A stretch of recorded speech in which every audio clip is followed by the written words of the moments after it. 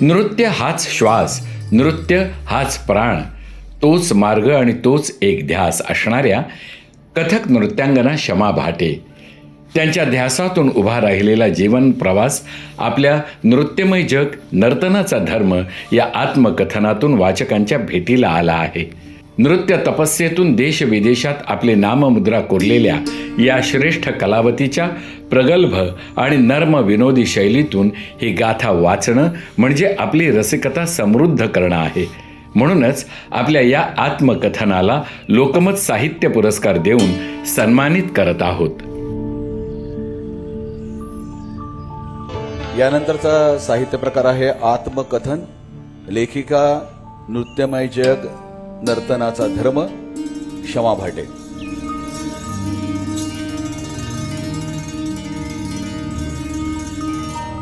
सर्वप्रथम अभिनंदन तुम्हाला लोकमत साहित्यिक पुरस्कार हा मिळालेला आहे. तर आपली काय प्रतिक्रिया आहे याच्यात? नमस्कार. मला आश्चर्याचा सुखद धक्का आहे.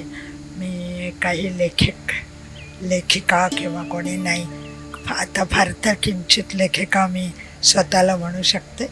मला खूप आनंद झाला, कारण मला नृत्याचा बद्दल साहित्य निर्माण व्हावं अशी इच्छा आहे. नमस्कार.